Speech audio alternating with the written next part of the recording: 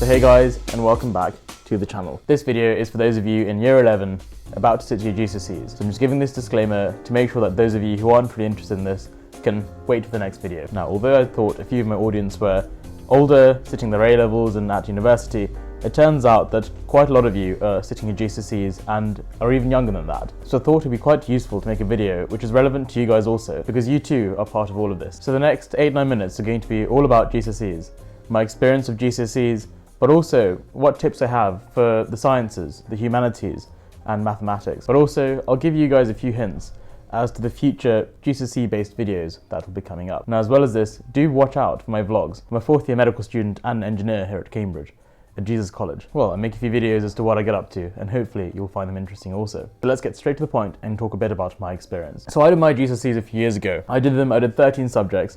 I got 12 A stars and 1 pesky A. The A actually was in history, and I missed my A star by 1 mark. Now, when I got those results on results day in August, I had no idea I'd get those results. I remember being in year 10, the first year of my GCSEs, and just having quite a relaxed approach to things. I had quite a few subjects. I didn't even plan to take 13. I was only meant to do 11 or 12. But as year 10 went on, I realised the seriousness of GCSEs. Not only are these exam grades going to be with you for the rest of your life, and not only will they sort of determine what other opportunities you might get in the world of academia, they were also the first official exam you kind of sat. Other exams like the Maths Olympiad or internal school exams didn't really count for much, but these GCSEs were official. But anyway, speed forward a bit.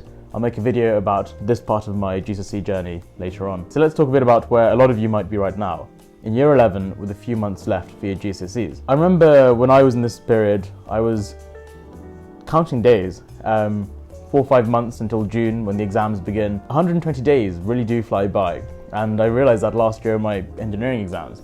I had 90 days left, and before I knew it, I only had 5 days left. And although 4 or 5 months seems like a very long time, they will fly past. And again, I remember for my GCSEs at this time, after Christmas, a few months before my exam, I was a bit like, oh crap, I've only got a few months left. I was kind of scared.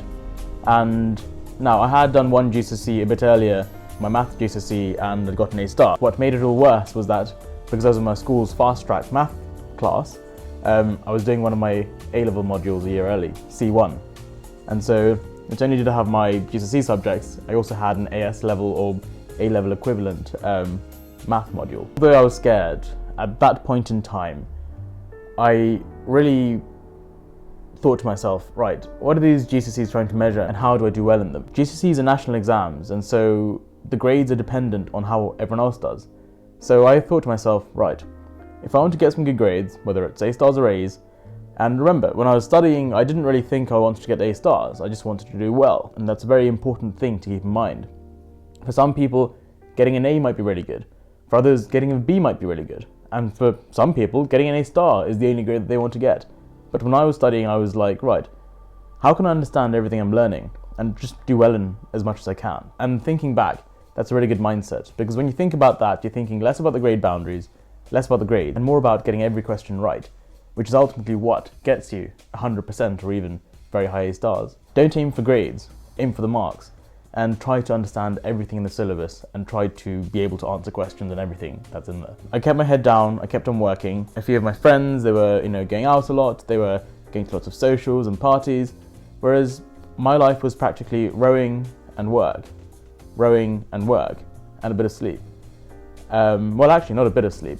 I must say, during my GCSEs and the revision period, a few months before my GCSEs, I slept a lot. And again, another bit of advice for you guys is sleep is so important to do well in your GCSEs, because science shows during sleep, your synaptic connections in your brain get stronger, and that's partially what leads to better memories.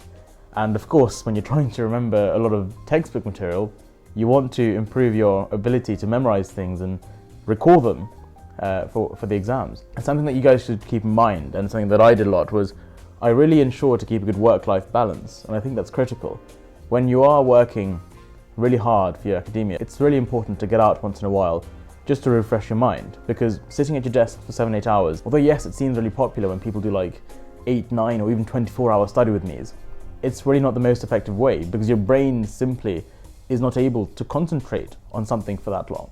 And so breaking up your revision is a key aspect of doing well, I guess. So yes, anyway, talking about February time of the year of my GCSEs, I began really increasing the number of past papers I did. And this is where my advice is going to come in for the sciences, the humanities, and for math. So for these three groups of subjects, I suggest you have different approaches. For sciences, the revision method can be summarized into past papers, experiments, and diagrams. And using those three different ways of revising are really useful for the sciences. Why past papers? Well, in the sciences, the syllabus doesn't really change that often. And so the examiners only have a certain number of questions they can ask you about each topic. So doing past papers means that you come across similar questions that they might ask in your exam. The next part is experiments. So a lot of questions in the exams are actually based off some experiments you might have done in school, whether it's photosynthesis, whether it's a titration experiment in chemistry. And so knowing the various steps of various experiments is very useful, because you might just get 4 or 5 mark exam questions asking you to outline those steps. And that's pure regurgitation, requiring minimal brain thinking power. So you might as well, again, gain those marks. And lastly, I'd say for the sciences, it's the diagrams. You have a lot of diagrams in your textbooks, which make it super easy to understand concepts. So when you're revising the sciences, and remember, revision is when you're going over things, it's not when you're learning things the first time. So when you're revising, using diagrams allows you to zip through material quickly, but also have lots of information consolidated in a concise format, which is the diagrams. Moving on to the humanities, I've personally found it quite hard to revise for them. For history, the best way I could revise was using timelines, then trying to think of a story. So, I don't know, think about World War II, or even the Korean War. What I decided to do was sort of write a timeline down, then in my head sort of imagine the locations of various things, how various armies were positioned, how things were moving, how things were getting better, getting worse. And so I very much envisaged those scenarios as a movie timeline in my head. And so in my mind, I'd go through that movie I'd created of that war and be able to answer the question. Again, history is like a film, and if a lot of you can remember what happens in a film or even an episode of a television show, well then history is going to be pipsqueak easy for you. Geography was a bit different, a lot of knowledge, a lot of case studies, and so the best way I revised for that, I'd say, is using mind maps. It allowed me to, on one piece of paper, cover, let's say, a whole section of a textbook. Maybe you guys could make a mind map which covers all the case studies you need to know. Maybe another mind map with all the sustainability content, and another mind map with all the physical geography. Group the different subject areas and then make specific mind maps for those. Again, making it super easy for you guys to revise. Now this is all stuff you should try and do now, and this is what I did when I was in your stage. So hopefully you guys did the same. Now math was an interesting one because I had already done my math GCSE the year before, and so I was preparing for my additional math exam as well as my C1 A-level exam. The way to get good is to repeat a question until you no longer make mistakes. What I mean by that is, let's say there's a topic, let's say there's expanding brackets, or let's say trigonometry. Do all the trigonometry questions that you can find, let's say using SOHCAHTOA, sine, cos, tan. Just keep practicing those again and again. If you make a mistake, work out why you made the mistake.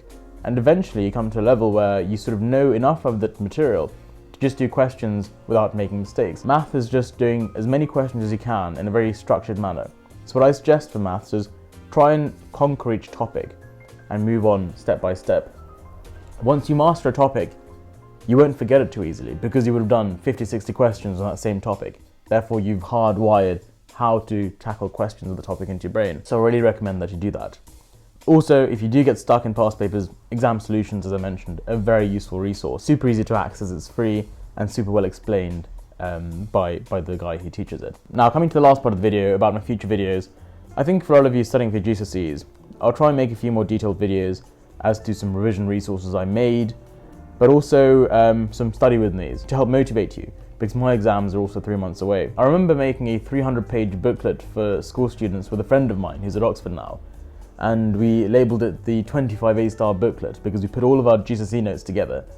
We printed it out a few hundred times and we gave it to school students. That's something I did, but unfortunately I don't think I can find the file for that anymore. I've been looking around but don't seem to find it.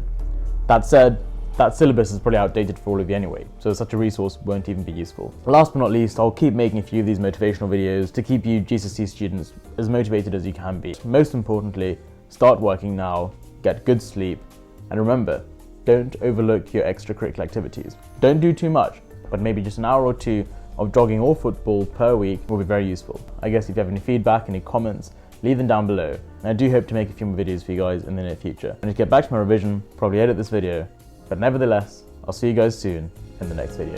Bye bye.